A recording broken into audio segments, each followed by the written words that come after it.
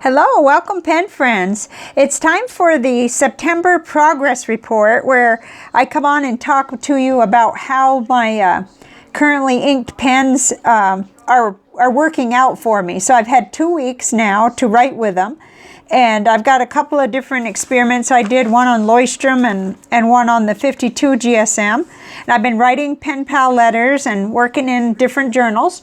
So I think what we'll do is together we'll do the grading, and you'll get a chance to kind of hear or see how I go about that. Usually I'll have a real standout pen, and that'll be the A++, and I know what that is already. So I'll just kind of take you through it. I want to make sure you can see this. So I have the 8 pens, and they're in the order that they are here, and then I have 2 that I inked up to see the ink in a broad nib in each case, the same ink. So I have them kind of right beside their counterparts there.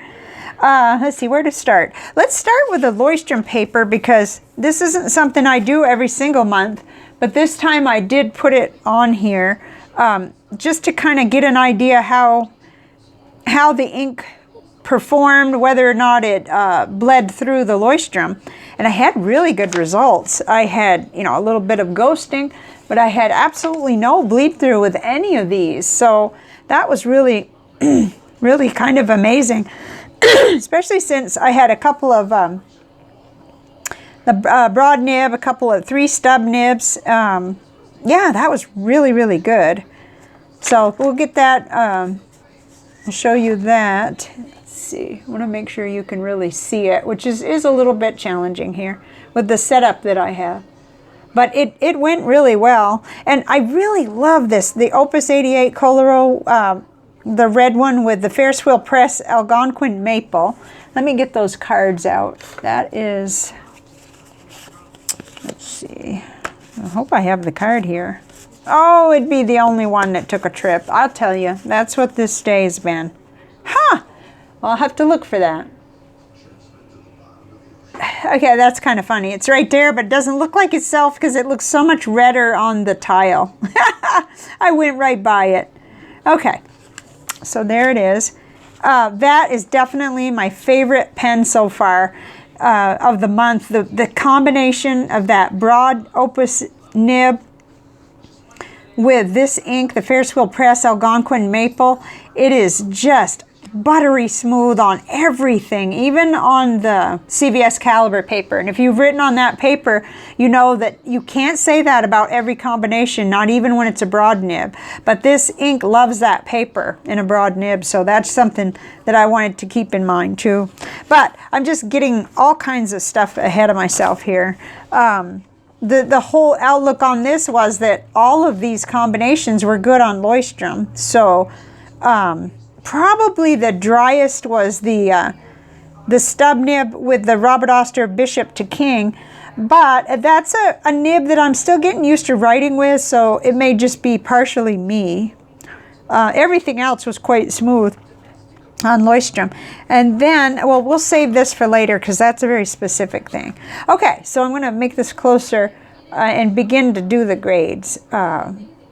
Okay, so first up is the Nemosine Singularity with a 0.8 with Vinta Terracotta Damila. Let's see, we got there a little, I'm sure we do. This one. Now, the problem with this is not really a problem, except that I remember how Sailor 50 States, Texas flowed in this one, and I was expecting the same thing.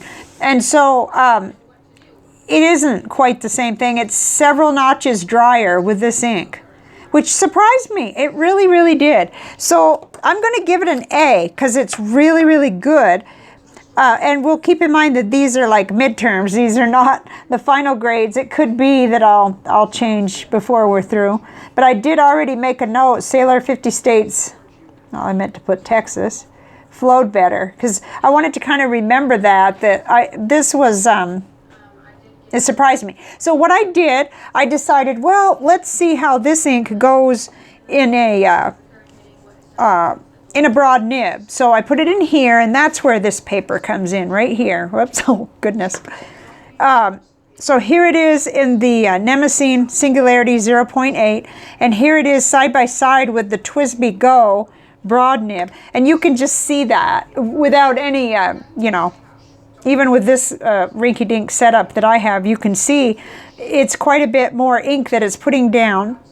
It brightens it, it darkens it, and that's really what I want to see. And it also felt smoother. So it's not the nib. I know it isn't. It's yeah, it's got to be the ink, really. It's got to be, and the way I see it, must be that Sailor 50 States, Texas was just flowy enough that it really, really, it just worked super well in there. But I love it in the TWSBI, and I'm keeping these right handy side by side for letter writing.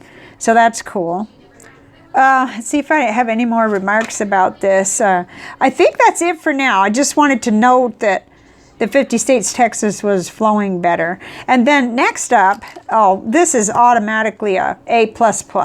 It's just, it's the pen I reach for first with everything this month. And not every ink does that in here, but definitely this one does. And I also liked Monteverde Canyon Rust in this one too. So without a doubt, I'm gonna go ahead and give that an A++. That is just, it's just so awesome. It's the flow I'm getting and the smoothness, the combination of that. That's what I like. Sometimes I think I'm going to remember these things forever, but I really don't. So I like to make notes when I think of it. Okay, then next up, yeah, I don't have any big comparisons to show you there. I've already shown you some writing samples. Is the Platinum 3776 Nice, Century Nice. I'm not sure which order it's supposed to be in, with a broad nib. And then it's the Lamy Copper Orange. Let's see, I just saw the... I keep wanting to pull the wrong one on that one too. Here it is. Lamy Copper Orange, which I think is gorgeous. Now, I don't know why I'm not reaching for that as much, whether I'm looking for something maybe a little bit darker. And I just enjoy, like if it was between these two, the Terracotta Damila in the broad TWSBI nib and this one, ink-wise, it's color. It all comes down to color on this. So I'm not reaching for it as much, but there's nothing wrong with the pen and there's nothing wrong with the ink. In fact, you know, if I didn't want to just, if I wanted to keep filling, let's look at them side by side. If I wanted to keep filling pens, I probably would put this copper orange in a regular, and a broad nib that's just a little bit broader. This is certainly juicy, smooth, super, super nice to write with, but it's not the broadest broad nib that I have, so. I think I'm going to give it just a flat out A. Whoops, I want to do that with the gray ink because it gets a little distracting with the other. So let's see if you can see that. We'll give it an A, and we'll just say, prefer darker orange. But it's good. It's a sample from a pen friend, and it's really fun to try out. But it's definitely just not quite there, not quite in that zone for me. Okay. And then next up is the Genhao X750 with a Goulet 1.5 nib. And I like this, but for some reason this ink is really messing with my head. I thought it was going to be purple. It's going down on the page pretty blue when I write letters. It even lighter than how it appears here. And this is probably not the right nib for this one either. Interestingly, either that or I'm just not really good at writing with this yet. I'm going to give this probably a B, almost a B+. We'll give it a B for now. It's not terrible at all. It's just sort of, gosh, that looks different. It looks different there than there. Isn't that strange? What the heck?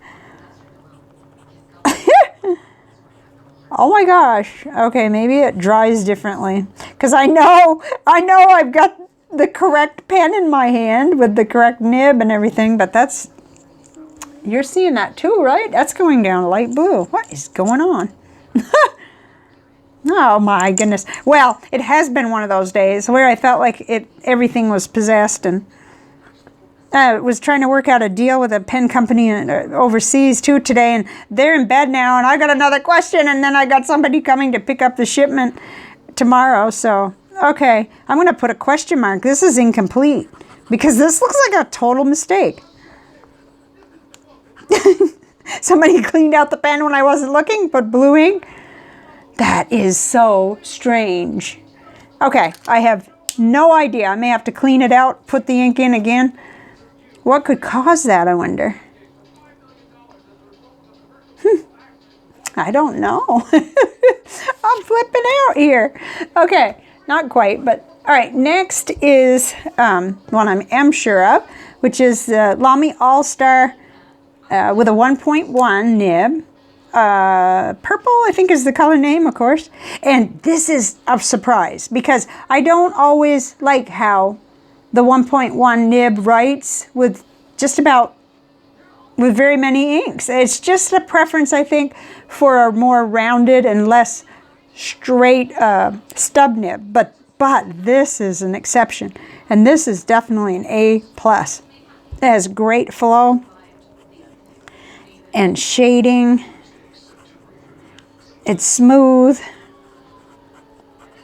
and the color is just perfect for me. It's the Sailor Grenade, and it's awesome. So where I reached for this one first, the Opus 88, this is the second one that I reach for when writing letters. I can always tell. After a couple of days of writing with them, I'm sneaky, and it'll be the ones I really want to write with that I'll pick first and you know, start with the writing. Oh, look what I did. I didn't use the gray. Yep, that's how the day's going. Okay, so the next one I do have a comparison also. So this is the Lamy Safari with an extra fine, my very first extra fine Lamy nib with Diamine Scribble Purple. I'm hoping you can see that. Okay, here it is. It's this very, very dark, and when it comes out of the nib, and it's got that, well, I'm not really sure if that's gold or copper sheen. It's very pretty. I'm going to have to, what I'm going to do is kind of, I know I need to grade just this pen, though. That's not fair to grade it on the other one. I have a preference for wider nibs, so it's hard for me to put a good grade, but it needs to have a good grade. It has to have at least an A, because it's been very reliable and smooth. It's just that it's just so thin, so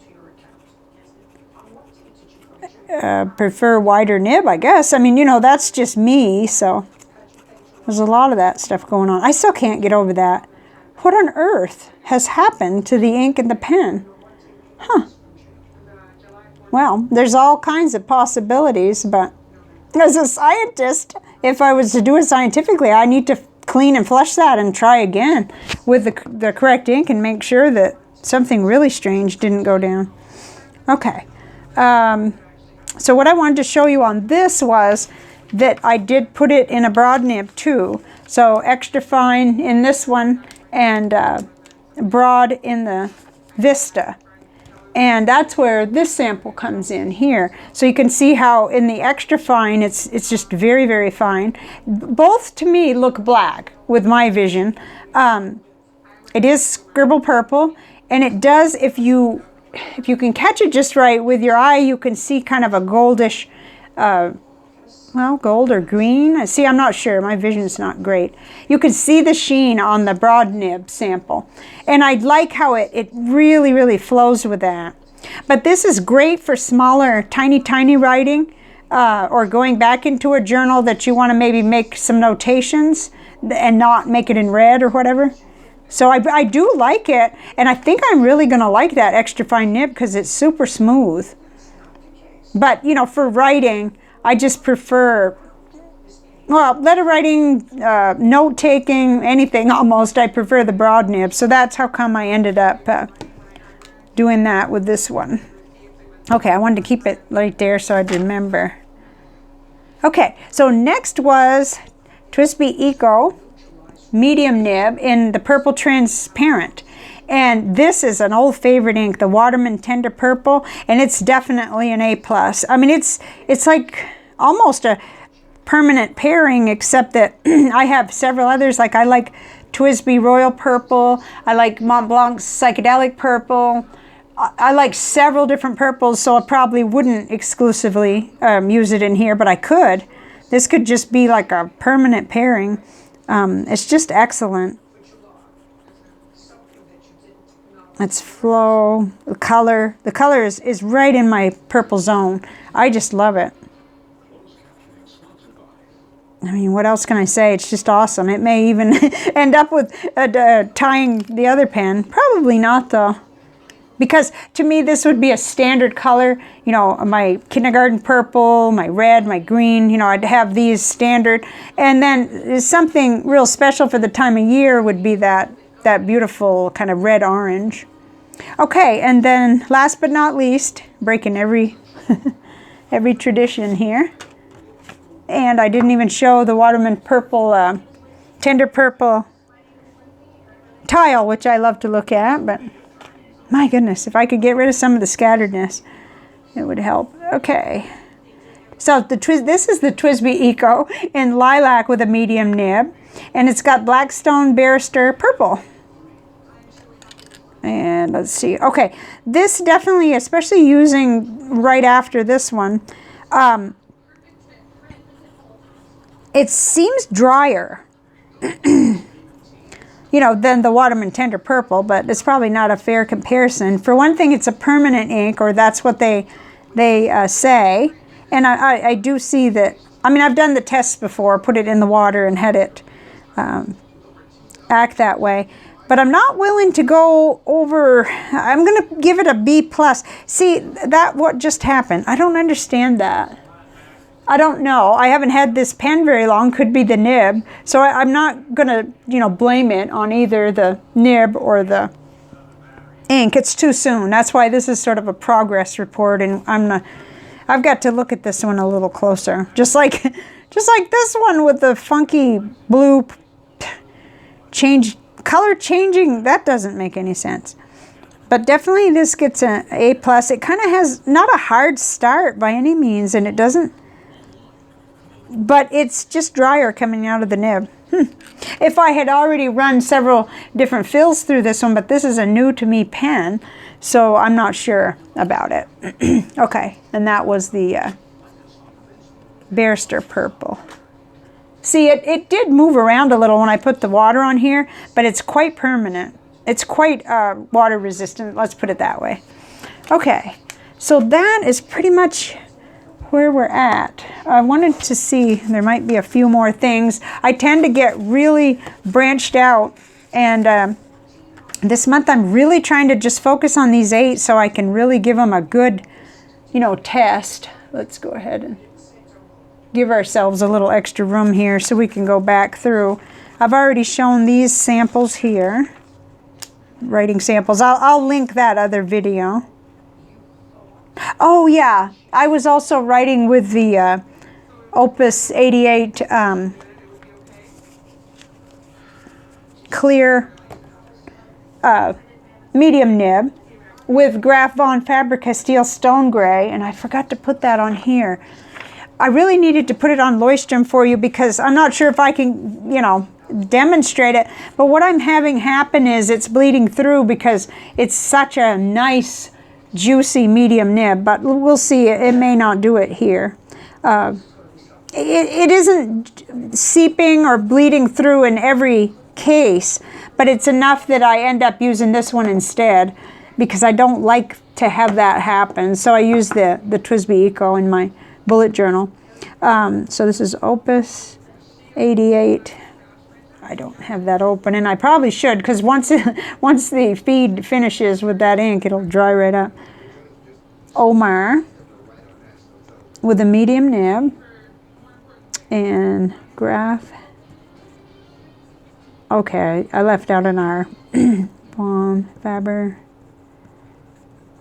Castile Stone Gray. It's very smooth and nice and flowy. And when you first pick it up, it does put down a little bit more ink than it does as you go along, which is very common. But it was enough to,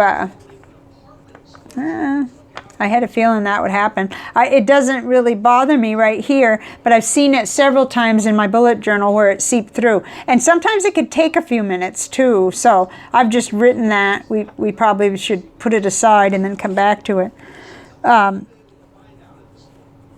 It's not a deal breaker totally, but now it's got me curious about their fine nib for my bullet journal, because if the medium lays down that much ink, I might be happy with a fine nib unit for this, which wouldn't put me back too much, just to order that. 5 p.m. Excuse me. Jumps over the lazy dog. Okay. Oh, it's messy writing, but okay. Let's just to compare that.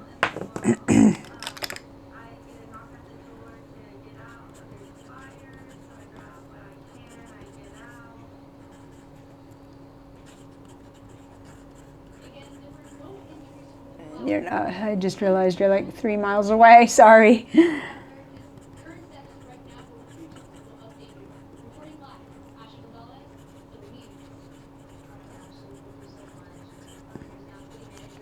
I don't know. You may be able to see. They're both medium nibs. Of course, this is a lot bigger. It's a number 6, and this is the smaller, more like a number 5. I'm not sure technically what they call it, but jumps. Both very flowy and nice.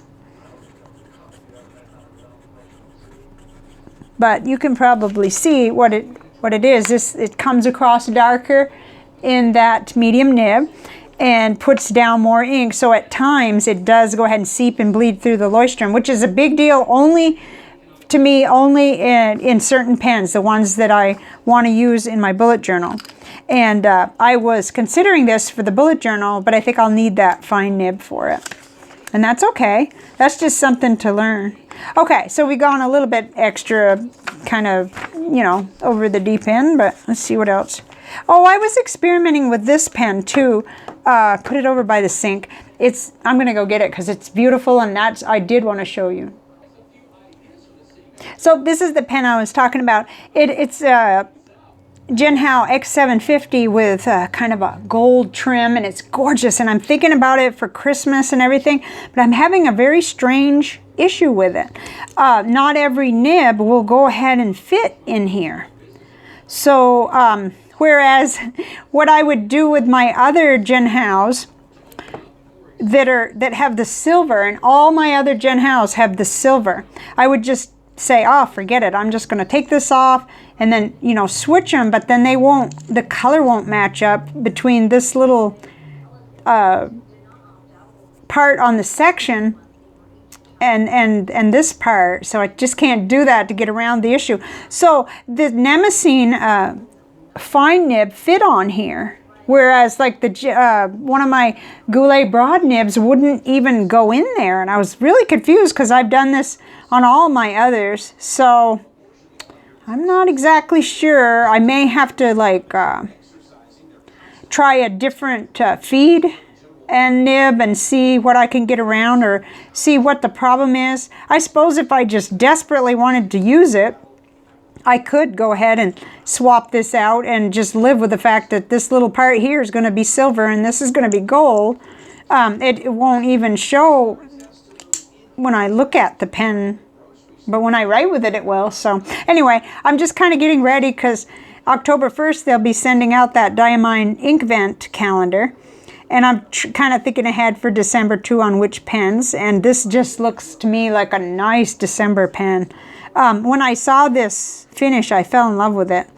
And I say gold. Yeah, I think it is gold. It doesn't look rose gold to me. But anyway, that's pretty much, I think, it. It was writing really good, but then it dried up. It dried up, and I didn't leave it. I didn't leave it not writing with it, not even one day, so something went wrong. And I tried, you know, to kind of get some from a cartridge converter into there, and it just wasn't having it. So, and there's another little comparison. Oh yeah, the Moonman Q1 is still going.